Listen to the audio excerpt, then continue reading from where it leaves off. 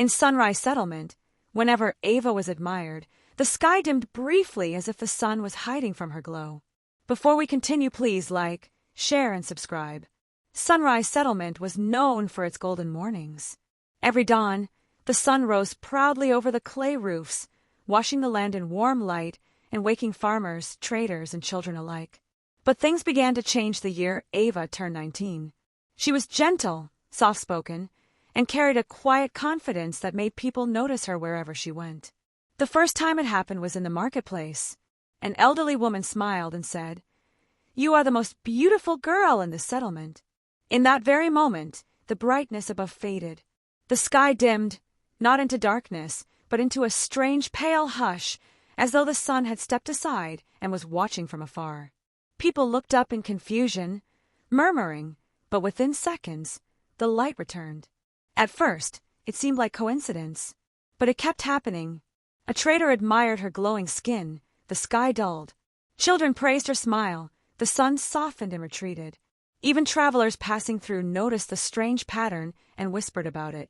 Ava herself felt a chill each time, like a shadow brushing her shoulders. She began to avoid crowds, keeping her head low and her movements quiet. Still, admiration found her. Her beauty was not loud or proud. It was calm, almost otherworldly, like light reflected on still water. The elders soon took interest. In Sunrise Settlement, nothing unusual was ignored, especially when it involved the sky. Some said it was a blessing, proof she was chosen by the heavens. Others feared it was a warning. The oldest woman in the settlement, Mama Nola, watched Ava closely and said nothing, but her eyes carried worry. Because long before Ava was born, there had been stories of a child whose glow would make even the sun step back.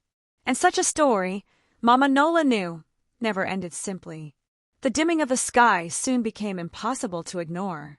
Farmers began to pause mid-work whenever someone praised Ava, watching the sunlight thin like a veil drawn across the morning. Children turned it into a game at first, daring each other to compliment her just to see the strange hush fall over the land. But the laughter did not last.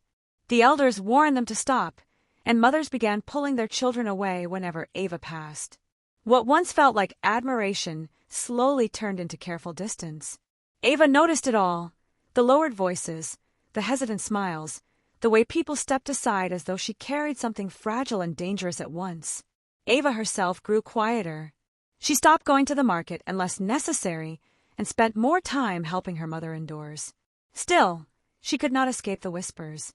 Each time someone called her beautiful, she felt a tightening in her chest, and the sky responded as it always did, dimming, retreating, returning. It was as if the sun recognized her presence and chose caution over warmth. She began to wonder if she had done something wrong, if her existence alone was a disturbance to the balance of the world around her. Mama Nola finally sent for her one evening when the sky glowed orange and calm. The old woman's hut smelled of herbs and old stories. She studied Ava for a long moment before speaking. She told her about an ancient tale of Sunrise Settlement, of a child born with a light so pure that the sun would step aside, not out of fear but out of respect. Such a child, the story said, carried a gift that could either protect the land or plunge it into endless shadow, depending on how it was awakened. Ava listened, her hands trembling, realizing for the first time that what followed her was not coincidence, but destiny waiting to be understood. That night, Ava could not sleep. Mama Nola's words echoed in her mind like distant drums. A gift or a shadow. She stepped outside just before dawn, when the air was cool and the world felt suspended between darkness and light. For the first time, she did not hide from the sky. She stood in the open field and whispered softly, not to anyone in particular, but to whatever force had been listening all along. She spoke of her fear, her confusion, and her wish to live like everyone else. As the first rays of sunlight stretched across the land, she felt warmth touch her face, and for a moment, nothing happened. The sky stayed bright. Later that morning, villagers gathered as usual, curiosity overcoming their caution. A young boy, unaware of the tension, ran up to Ava and said, "You look beautiful today." The settlement fell silent. Everyone looked upward, waiting for the familiar dimming. But the sun did not retreat. Instead, Its light grew stronger, spilling across rooftops and fields, brighter than it had in months. A soft breeze moved through the trees, and for the first time, Ava felt no chill, no heaviness, only warmth, steady and calm. Mama Nola smiled from a distance, her eyes gentle with understanding. The old stories had not been about fear, but acceptance. Ava's glow was never meant to compete with the sun, but to live in harmony with it.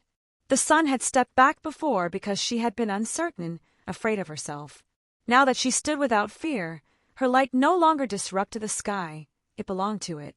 From that day forward, people still admired Ava, but the sky remained steady, bright and sure. And Sunrise Settlement learned a lesson it would carry for generations. True beauty does not hide the light of the world, it reminds it to shine.